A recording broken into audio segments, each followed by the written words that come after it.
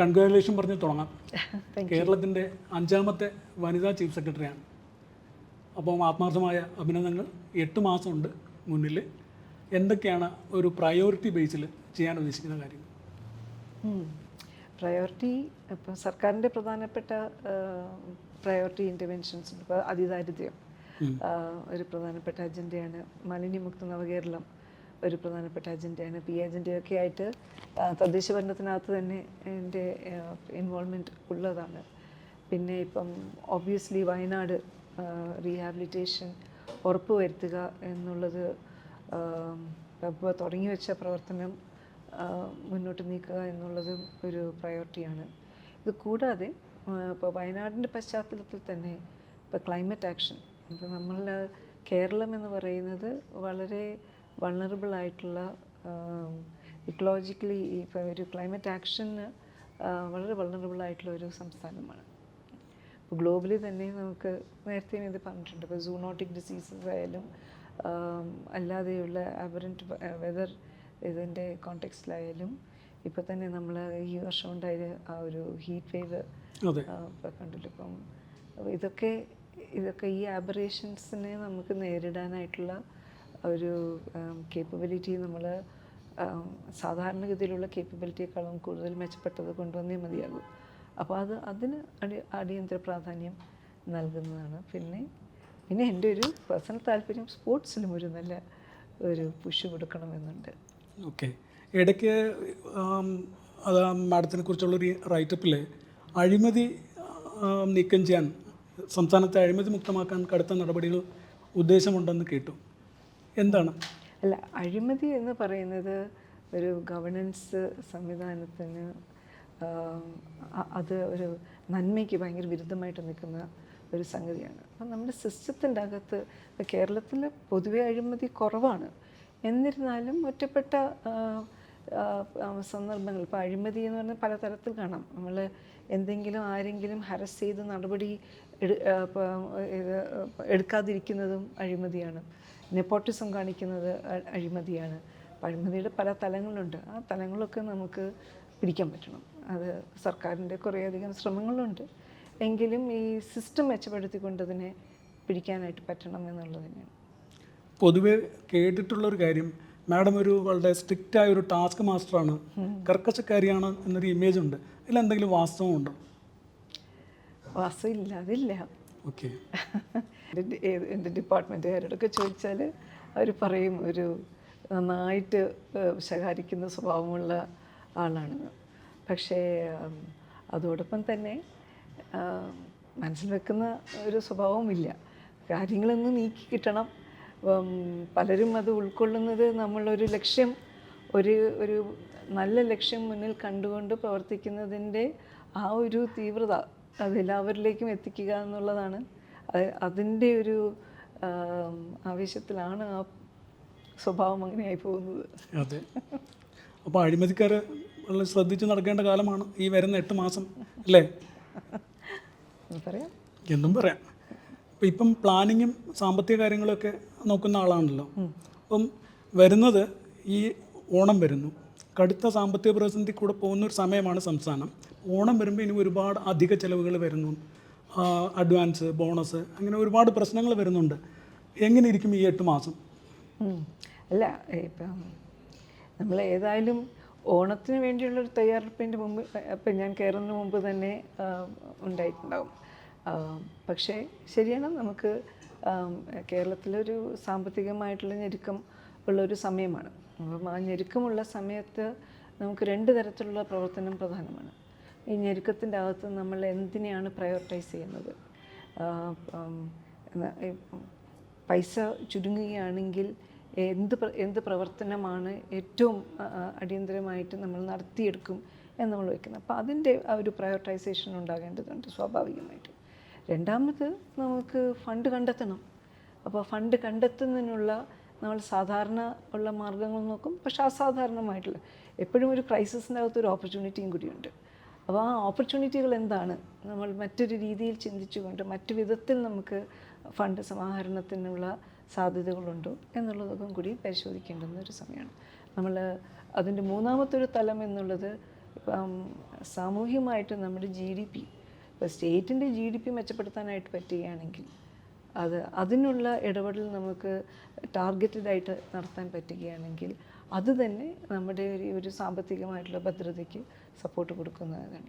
കാരണം നമ്മൾ ഒരു കാര്യം ഓർക്കേണ്ടതുണ്ട്, ഇത്രയും ഇപ്പം കുറച്ചു കാലമായിട്ട് തന്നെ നമുക്ക് ഈ സാമ്പത്തികമായിട്ടുള്ള ഞെരുക്കമുണ്ടായിരുന്നിട്ടും മറ്റ് പല സംസ്ഥാനങ്ങളുടെ ഉള്ള ഒരു ഇൻഡസ്ട്രിയലൈസേഷൻ ഇല്ലാത്തതുകൊണ്ട് തന്നെ അങ്ങനത്തെ ഒരു വരുമാനം നമുക്ക് കാണാൻ പറ്റാതിരുന്നിട്ട് പോലും ഇന്ന് കേരളം SDGയിൽ നമ്പർ 1 ആണ്. ഇന്ന് കേരളം ദാരിദ്ര്യം അകറ്റുന്നതിൽ നമ്പർ 1 ആണ്. ഇന്ന് കേരളത്തിനെ കാണുന്ന ഒരു മിഡിൽ ഇൻകം ഇക്കോണമി എന്നുള്ളൊരു തരത്തിലാണ് ഇത് കാണുന്നത്. ഇപ്പോൾ ദാരിദ്ര്യം എവിടെ നിന്ന് നമ്മൾ എവിടെ എത്തി. അപ്പോൾ നമ്മൾ പലതും ശരിയായിട്ട് ചെയ്യുന്നു എന്നുള്ളതിൻ്റെ ഒരു എവിഡൻസ് ആണത്. അതിനൊരു കൗണ്ടർ എന്ന് പറഞ്ഞാൽ നമ്മൾ SDGയിൽ ഒരു മിഡിൽ ഇൻകം ഇക്കോണമിക്ക് തുല്യമാണെന്ന് പറയുന്നതിന് ഇതിന് നമുക്ക് മുമ്പേ ഉണ്ടായിരുന്ന തിരുവിതാംകൂർ കാലത്തെ ഉണ്ടാക്കിയിരുന്ന പരിഷ്കാരങ്ങൾ ആരോഗ്യരംഗത്തും വിദ്യാഭ്യാസ രംഗത്തും പിന്നെ ഈ റെമിറ്റൻസുമാണ് നമ്മുടെ ഈ മിഡിൽ ഇൻകം ഇക്കോണമിയുടെ ഒരു ബേസ് എന്ന് പറയുന്നുണ്ട്. അപ്പോൾ അതിൽ സമീപകാല സർക്കാരുകളുടെ കോൺട്രിബ്യൂഷൻ കുറവാണെന്ന് പറയുന്നത് ശരിയാണോ? അതങ്ങനെ പറയാനായിട്ട് പറ്റില്ല. നമ്മളിപ്പം ഇന്ത്യ സ്വതന്ത്രമാകുന്ന സമയത്ത് കേരളത്തിലെ ദാരിദ്ര്യം എന്ന് പറയുന്നത് ഒഡീഷയിലെ ദാരിദ്ര്യത്തിനേക്കാളും കൂടുതലാണ്. അവിടെ നിന്നാണ് നമ്മൾ പുറകോട്ട് വന്നത്. അപ്പോൾ അതുകൊണ്ട് അതിന് മുൻപുള്ള ഇപ്പം സംവിധാനങ്ങളുടെ ഒരു പ്രോഗ്രസീവായിട്ടുള്ള ഒരു അപ്രോച്ചിന് സഹായകമായിട്ടുണ്ട്. പക്ഷേ അതിന് ശേഷം വന്നിട്ടുള്ള സർക്കാരുകളുടെ ഇടപെടലും തുടർന്നിട്ടുള്ള ഇടപെടലുകൾ കൊണ്ട് തന്നെയാണ് ദാരിദ്ര്യം നമ്മൾ ഇപ്പം ഈ ഒരു നിലയ്ക്ക് നമുക്ക് നീക്കം ചെയ്യാനായിട്ട് സാധിച്ചിട്ടുള്ളത്. അപ്പോൾ അത് നമ്മൾ മറന്നു പോകരുത്. കേരളം വളരെ ദാരിദ്ര്യവും ഭയങ്കരമായിട്ടുള്ള ഇനിക്വിറ്റിയും അനുഭവിച്ചിരുന്ന ഒരു സൊസൈറ്റിയാണ്. ഇപ്പോൾ ഇക്വിറ്റബിൾ ആയിട്ടുള്ള ഒരു സൊസൈറ്റി, ജിനി കോഎഫിഷ്യൻ്റ് വളരെ കൂടുതലായിട്ട് നിന്നൊരു സംസ്ഥാനമാണ് കേരളം. അപ്പം അവിടെ നിന്നൊക്കെ മാറി വന്നിട്ടുണ്ട്. 1.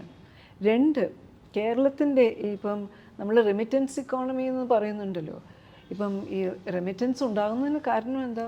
കേരളത്തിൻ്റെ ഗവൺമെൻറ്റുകളിലൊക്കെ തന്നെ ഈ പുറത്ത് പോകുന്നവരെ സംബന്ധിച്ചിടത്തോളം അവർക്ക് നല്ല വിദ്യാഭ്യാസവും നല്ല സ്കില്ലിങ്ങും ചെയ്യുന്നുണ്ട്. നമ്മൾ പണ്ട് ഈ NSQF ഇത് കൊണ്ടുവന്നപ്പോഴത്തേക്കും സ്കില്ലിംഗ് ക്വാളിഫിക്കേഷൻ ഇത് കൊണ്ടുവന്നപ്പോൾ അവരൊക്കെ പറഞ്ഞത് കേരളം നോക്കി പഠിക്കാനാണ്. കാരണം കേരളത്തിൻ്റെ ലേബർ ഫോഴ്സിൻ്റെ സ്കിൽ സെറ്റ് അപ്പം ശരിയാണ്. നമ്മൾ ഇൻഡസ്ട്രി ഇങ്ങോട്ട് കൊണ്ടുവരുന്നില്ല, പക്ഷേ ഏറ്റവും മികച്ചതായിട്ടുള്ളൊരു സ്കില്ലിംഗ് ഇത് കൊണ്ടുവരാൻ പറ്റിയ അപ്പം നമുക്ക് ചിലത് നമുക്ക് ചെയ്യാൻ പറ്റുന്നില്ലെങ്കിൽ മറ്റു ചിലത് ചെയ്തുകൊണ്ട് നമ്മൾ അതിനെ അപ്പുറത്തോട്ട് കൊണ്ടുവരും. ഒരു സർവീസ് ഇക്കോണമി എന്നുള്ളൊരു ആശയം വാസ്തവത്തിൽ ബിൽഡ് ചെയ്ത് കൊണ്ടുവന്നത് ഇപ്പം കേരളത്തിൻ്റെ ഒരു പ്രത്യേക സവിശേഷതയും കൂടിയാണ്. ഈ സാമ്പത്തിക സാഹചര്യത്തിലേക്ക് ഒന്ന് തിരിച്ചു വന്നാൽ നമ്മൾ സൊല്യൂഷൻസ് എല്ലാം ഒരു ഷോർട്ട് ടേം ആണ്. നമ്മൾ അതാത് മാസത്തെ ഒരു ഇക്കണോമിക് സിറ്റുവേഷൻ എങ്ങനെ ടൈഡ് ഓവർ ചെയ്യും, ഇതെങ്ങനെ മറികടക്കും എന്നുള്ളത് ആ ലെവലിലാണെന്ന് തോന്നുന്നു കഴിഞ്ഞ ഒരു 10 വർഷമായിട്ട് സർക്കാരിന് ചെയ്യാൻ പറ്റുന്നത്. നമുക്ക് ലോങ് ടേം ആയിട്ട് എന്തെങ്കിലും പദ്ധതി, അതിനൊരു പ്രോജക്റ്റോ ഒരു പ്രപ്പോസലോ എന്തെങ്കിലും മനസ്സിലുണ്ടോ? അല്ല, കിഫ്ബി തന്നെ ഒരു ലോങ് ടേം സ്ട്രാറ്റജി ആണല്ലോ. ഓക്കെ, പക്ഷേ അത് എത്ര കണ്ട് വിജയിച്ചു? അതെ, ഇപ്പം കിഫ്ബി അതിൻ്റെ ഇതിനകത്തോട്ട് പോകുന്നില്ല. പക്ഷേ എങ്കിൽ തന്നെയും കിഫ്ബി ഉണ്ടായി വരുമ്പോഴത്തേക്കും അന്ന് പെർഫെക്റ്റ്ലി ലീഗലായിട്ടുള്ളൊരു ഫ്രെയിം വർക്കിൻ്റെ അകത്തു നിന്നുകൊണ്ട് തന്നെയാണ് ഇതൊരു ഇൻസ്ട്രുമെൻ്റ് എന്ന് നമ്മൾ കണ്ടെത്തിയത്. അതിനുശേഷം പിന്നെ പല സംഭവ വികാസങ്ങളുണ്ടായിട്ടുണ്ട്, അത് വേറെ കാര്യം. പക്ഷെ ഞാൻ ഇപ്പോൾ ഇത് പറഞ്ഞത് ഗവൺമെൻറ്റിന് ലോങ് ടേം സ്ട്രാറ്റജി ഇല്ല എന്ന് പറയാനായിട്ട് പറ്റില്ല. അപ്പോൾ ആ ലോങ് ടേം സ്ട്രാറ്റജിയും ബദൽ സംവിധാനങ്ങളും ഒക്കെ നമ്മൾ പരിശോധിക്കുക തന്നെ ചെയ്യുന്നുണ്ട്. ഈ ലോക്കൽ ഇക്കണോമിക് ഡെവലപ്മെൻറ്റ് പുഷ് ചെയ്യുക, AVGC പോളിസി പുഷ് ചെയ്യുക, അങ്ങനെയൊക്കെയുള്ളത്, ന്യൂട്രസിറ്റിക്കൽ പാർക്കുകൾ കൊണ്ടുവരിക. അപ്പോൾ അങ്ങനെ പുതിയ എന്താണ് നിഷ് ആയിട്ടുള്ള മേഖലകളിൽ ഇൻവെസ്റ്റ്മെൻറ്റ് കൊണ്ടുവരുന്നതിനുണ്ട് ശ്രമങ്ങൾ നടത്തുക. ഇതൊക്കെ ഒരു ലോങ് ടേം സ്ട്രാറ്റജിയുടെ ഭാഗം തന്നെയാണല്ലോ. അപ്പോൾ അതുകൊണ്ട് നമുക്കൊരു ലോങ് ടേം സ്ട്രാറ്റജി ഇല്ല എന്ന് പറയുന്നത് ശരിയല്ല. ലോങ് ടേമും ഷോർട്ട് ടേമും ഉണ്ട്. ലോങ് ടേം നോക്കുമ്പോഴും അത് ലോങ് ടേമിലേ നമുക്ക് ഫലമുണ്ടാകുകയുള്ളൂ. ഷോർട്ട് ടേം ആയിട്ട് നമുക്ക് ചിലത് അതിനോടൊപ്പം തന്നെ പയറ്റേണ്ടതായിട്ടുണ്ട് എന്നുള്ളതും ഒരു യാഥാർത്ഥ്യമാണ്. ഇപ്പോൾ ഹേമ കമ്മിറ്റി റിപ്പോർട്ട് പരക്കെ ചർച്ച ചെയ്യപ്പെടുന്ന സമയമാണ്. ഒരു വനിത എന്ന നിലയ്ക്ക്, ഒരു വനിതാ IAS ഓഫീസർ എന്ന നിലയ്ക്ക് എന്തെങ്കിലും തരത്തിലുള്ള അതായത് ഒരു പുരുഷ IAS കാരന് അനുഭവിക്കാത്ത തരത്തിലുള്ള ബുദ്ധിമുട്ടുകൾ, പരിമിതികൾ അനുഭവിക്കേണ്ടി വന്നിട്ടുണ്ടോ? സ്ത്രീ സാന്നിധ്യം എവിടെയൊക്കെ കുറവാണോ അവിടെയൊക്കെ നമ്മൾ ബുദ്ധിമുട്ട് അനുഭവിക്കും. അത് നമ്മൾ ബിക്കോസ് അത് അറിഞ്ഞും അറിയാതെയും ഒരു മാർജിനലൈസ് ആയിട്ടുള്ളൊരു സമൂഹമായിട്ട് നിന്ന് പോകും എന്നുള്ളത് യാഥാർത്ഥ്യം തന്നെയാണ്. ഞാൻ സർവീസിൽ കയറുന്ന സമയത്ത് 10% പോലും ഇല്ല വനിതകൾ സർവീസിൽ.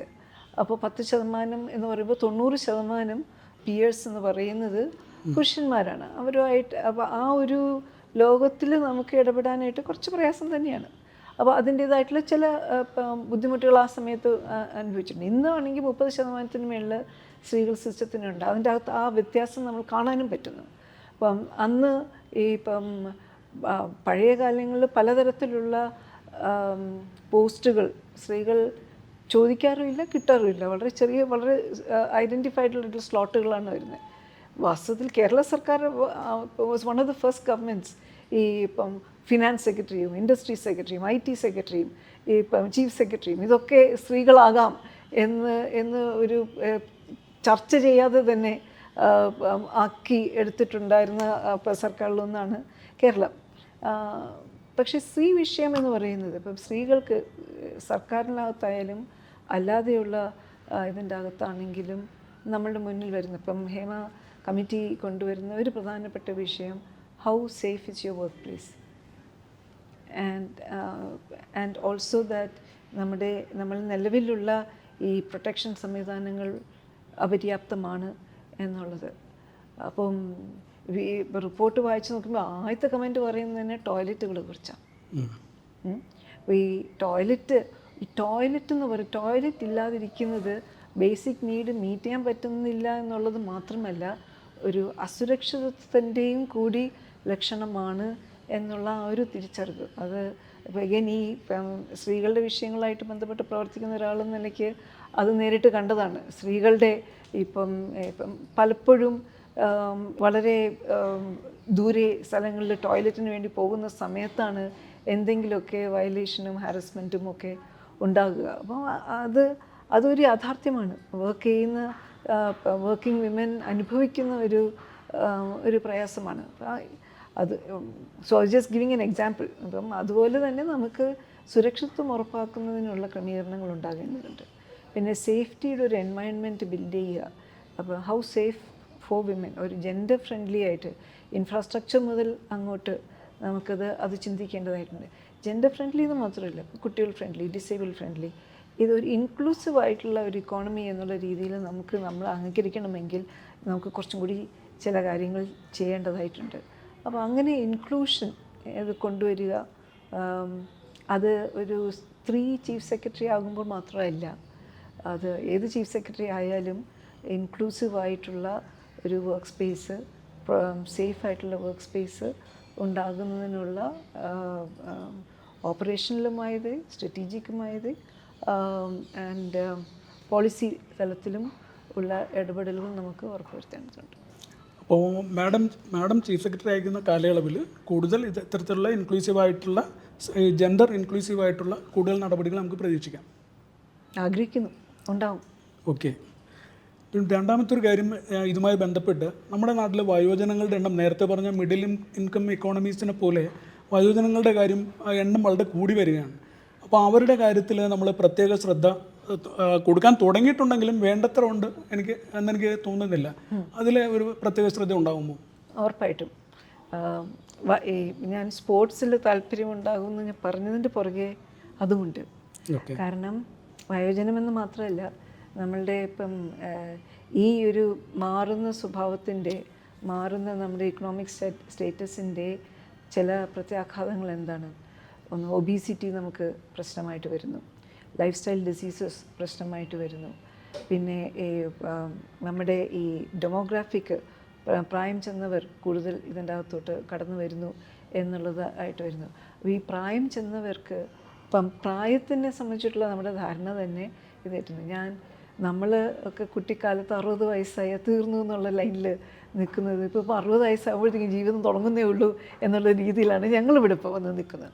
അപ്പോൾ ഈ 60 മുതൽ 80 വരെ ആണെങ്കിൽ ഇപ്പം പ്രൊഡക്റ്റീവായിട്ടുള്ള സീനിയർ സിറ്റിസൻസും പ്രൊഡക്റ്റീവായിട്ട് പ്രവർത്തിക്കുന്ന, എത്രത്തോളം നമുക്ക് പ്രൊഡക്റ്റീവായി ഇത് ചെയ്യാനായിട്ട്, ബിക്കോസ് ലോഞ്ചിവിറ്റി ഉണ്ടാകുന്നതിനോടൊപ്പം തന്നെ ക്വാളിറ്റി ഓഫ് ലൈഫും കൂടി ഉണ്ടാകേണ്ടതുണ്ട്. അപ്പോൾ ആ ക്വാളിറ്റി ഓഫ് ലൈഫിൻ്റെ ഒരു ഭാഗം നമ്മുടെ പ്രൊഡക്ടിവിറ്റിയും നമ്മുടെ അവസരങ്ങളും നമ്മുടെ കോൺട്രിബ്യൂഷനും ഒക്കെയുള്ളൊരു സ്പേസ് ഉണ്ടാകുക എന്നാണ്.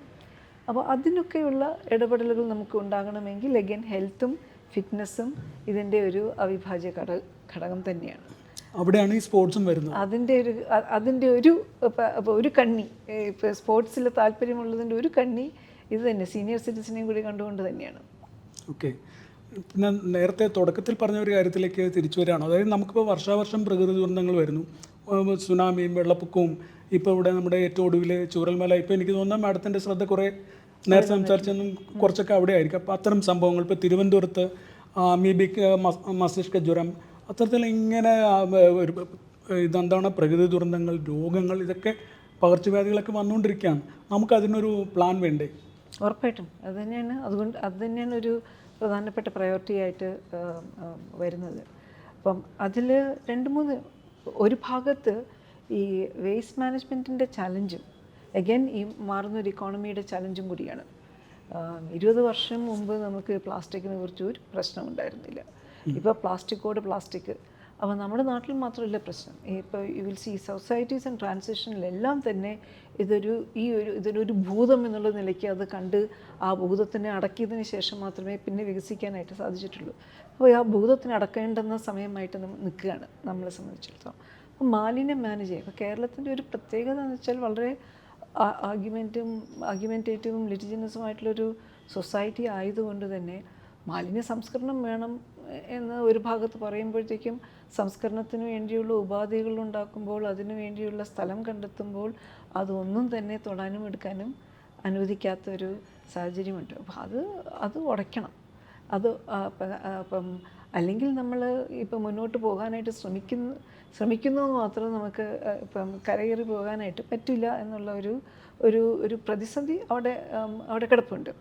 അപ്പം പക്ഷേ ഈ മാലിന്യ സംസ്കരണം തന്നെ ആരോഗ്യത്തിന് വൺ ഹെൽത്ത് പ്രോഗ്രാം ഇപ്പം കേരളത്തിൽ ഹെൽത്ത് ഡിപ്പാർട്ട്മെൻറ്റിൻ്റെ നേതൃത്വത്തിൽ വൺ ഹെൽത്ത് എന്ന് പറയുന്നതിൻ്റെ പുറകെ ഈ ഹെൽത്തിൻ്റെ ചുമതല ഹെൽത്തിന് മാത്രമല്ല, അത് ഡയറി ഡിപ്പാർട്ട്മെൻറ്റിനുണ്ട്, ആനിമൽ ഹസ്ബൻഡറിക്കുണ്ട്, ചൈൽഡ് ഇപ്പം വിമൻ ആൻഡ് ചൈൽഡ് വെൽഫെയറിന് ഉണ്ട്, തദ്ദേശഭരണ സ്ഥാപനങ്ങൾക്കുണ്ട്, ട്രാൻസ്പോർട്ടിനുണ്ട്, റോഡിനുണ്ട്. ഇതിലെല്ലാം ഇപ്പോൾ എല്ലാം കൂടി ചേരുമ്പോഴാണ് വൺ ഹെൽത്ത് സാക്ഷാത്കരിക്കാനായിട്ടാകുക. അപ്പോൾ ഒരു ഇൻറ്റഗ്രേറ്റഡ് ആയിട്ടുള്ള ഒരു അപ്രോച്ച് സൂനോട്ടിക് ഫോറസ്റ്റ് ഡിപ്പാർട്ട്മെൻറ്റ് ഇപ്പം വകുപ്പുകൾ. അപ്പം ഇത് നമുക്ക് പരിഹരിക്കണമെങ്കിൽ ഒന്ന് നമ്മുടെ അറിവ് കൂടണം, നമുക്ക് ഇത് കേപ്പബിലിറ്റി നമുക്ക് കൂടണം.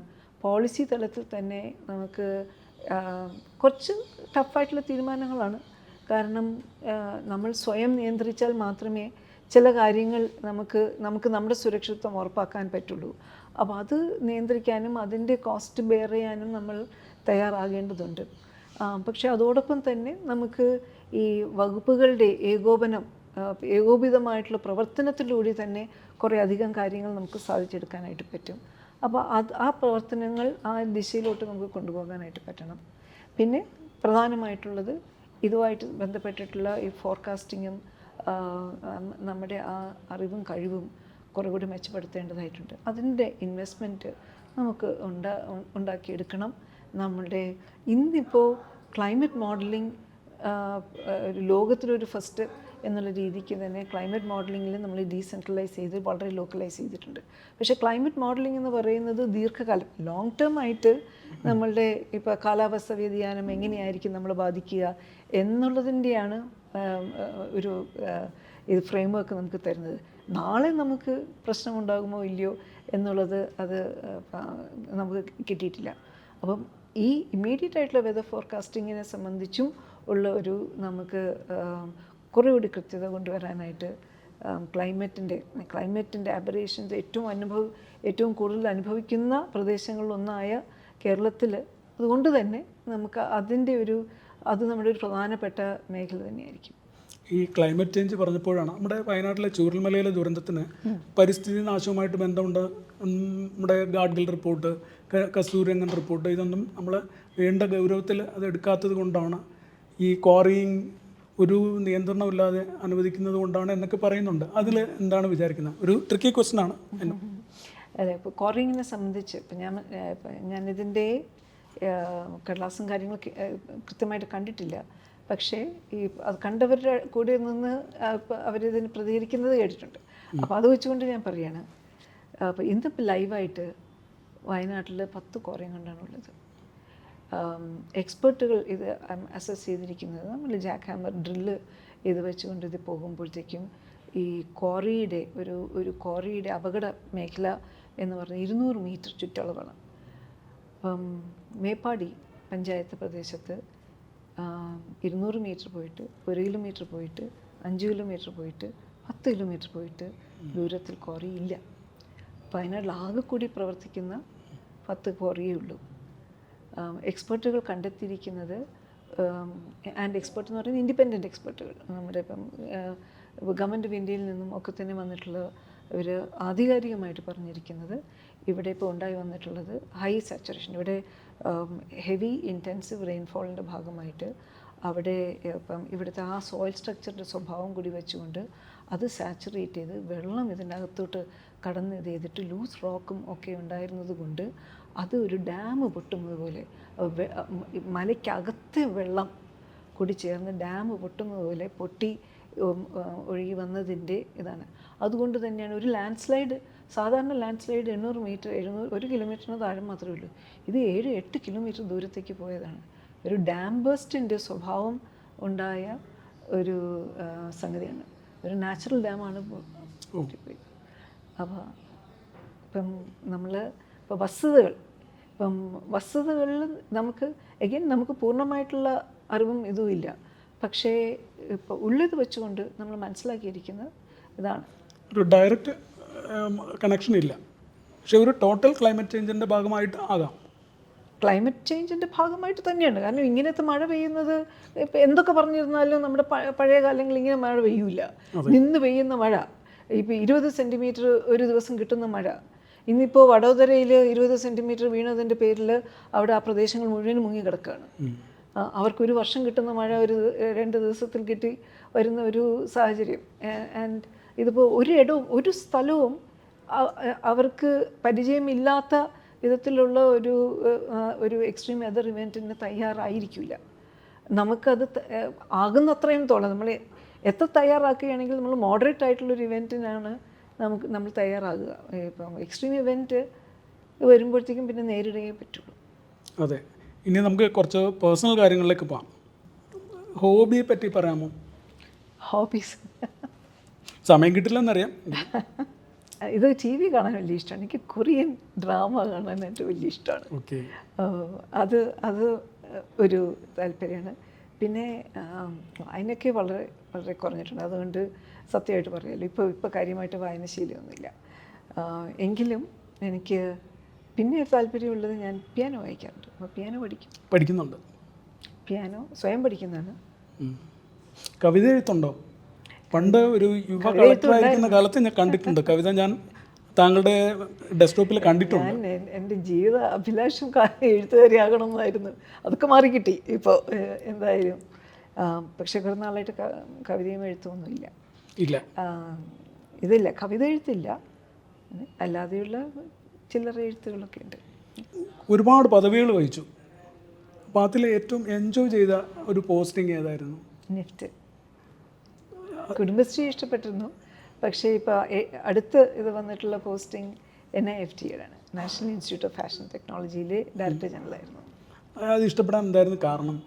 അത് ഞാൻ വളരെ ഒട്ടും പ്രതീക്ഷിച്ചതല്ല ഇഷ്ടപ്പെടുന്നത്. കാരണം എൻ്റെ സ്വഭാവത്തിന് ചേർന്ന ജോലിയല്ല എന്നായിരുന്നു ഞാൻ കരുതിയിരുന്നത്. പക്ഷേ നെഫ്റ്റിലോട്ട് ചെന്നപ്പോഴത്തേക്കും മനസ്സിലാക്കിയത്, ഒന്ന് വിദ്യാഭ്യാസ സ്ഥാപനമാണ്, 2 വളരെയധികം ക്രിയേറ്റീവായിട്ടുള്ള ധാരാളം ആളുകൾ അവിടെയുണ്ട്, 3 അവരുടെ ക്രിയേറ്റിവിറ്റിക്കുള്ളൊരു സ്പേസ് ഒരുക്കി കൊടുക്കുകയാണെങ്കിൽ അത് ഉണ്ടാക്കുന്ന ചലനം ഭയങ്കര രസമാണ്. 4 കുട്ടികൾ, ഇപ്പം ഒരു യുവതലമുറയും അവരുടെ അഭിലാഷങ്ങളും അവരുടെ സ്വഭാവങ്ങളും ഒക്കെ തന്നെ കണ്ട് ആസ്വദിക്കാനായിട്ടുള്ള അവസരം.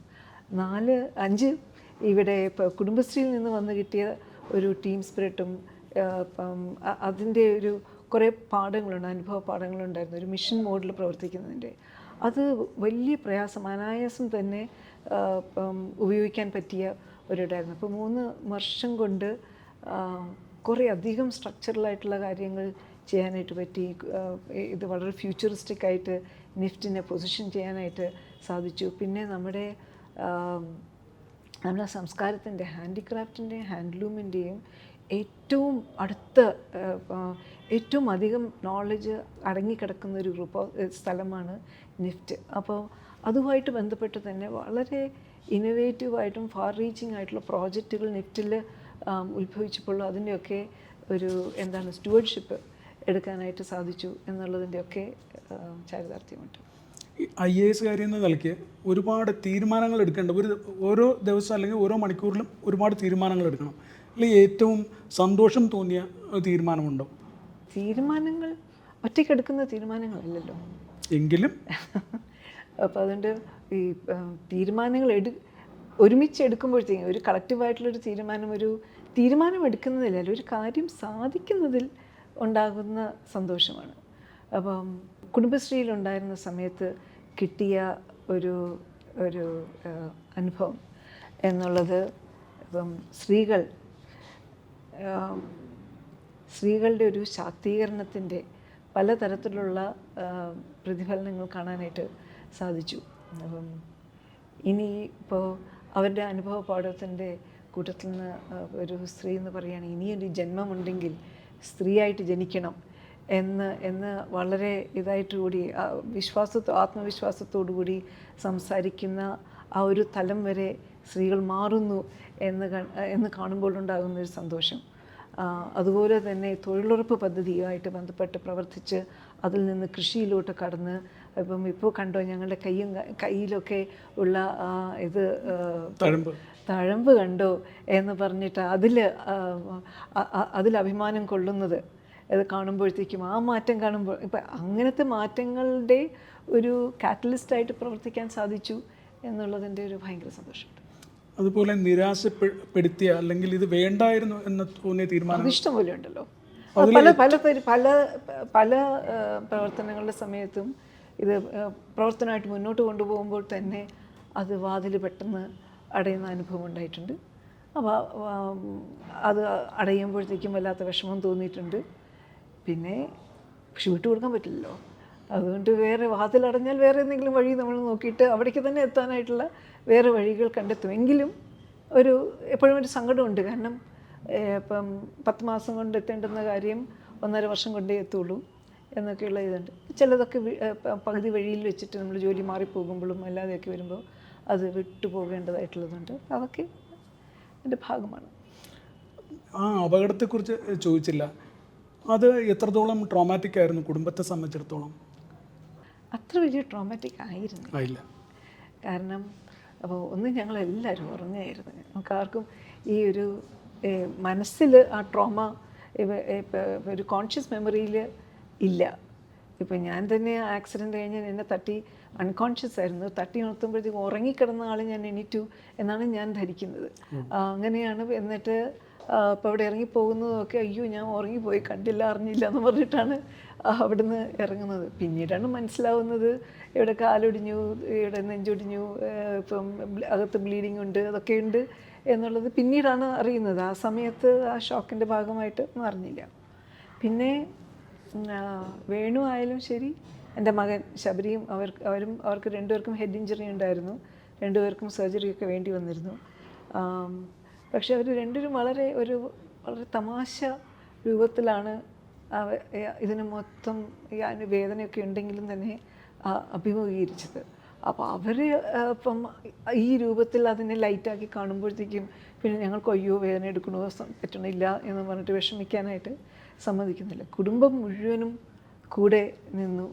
അപ്പം വീട്ടിൽ ആക്ച്വലി ആക്സിഡൻറ്റ് കഴിഞ്ഞൊരു ആഘോഷത്തിൻ്റെ ഒരു ഇതായിരുന്നു. കാരണം വീട്ടുകാരൊക്കെ കൂടെ ഉണ്ട്, എല്ലാവരും കളിയും തമാശയും ഒക്കെ പറഞ്ഞ് ഞങ്ങളാരും മൂഡ് താഴോട്ട് പോകാൻ സമ്മതിക്കാതെ ഞങ്ങളുടെ എല്ലാ ഇതിനും സപ്പോർട്ടിനും ഒക്കെ കൂടി. ഇപ്പം പല്ല് പോയി പാലറ്റ് പോയി കിടക്കുന്ന ഒരാൾ 1, 2, 3 പറയുമ്പോൾ സ്ത്രീ നേരെ പറയാൻ പറ്റുന്നില്ല. അതും ഞങ്ങൾ വീഡിയോയിലൊക്കെ പിടിച്ചിട്ട് കണ്ടിച്ചിരിക്കുക.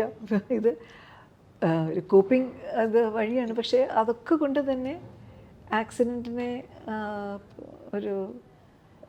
എന്താണ് വളരെ മോഡറേഷൻ കൂടി നമുക്ക് നേരിടാൻ സാധിച്ചു. അത് നമ്മളെ ഒരു ലോങ് ടേം ഇപ്പോൾ ഞങ്ങൾക്ക് ആർക്കും തന്നെ പിന്നെ യാത്ര ചെയ്യുന്നതിനും എടുക്കുന്നതിനും ഒന്നും വലിയ പ്രയാസം ഉണ്ടായിട്ടില്ല.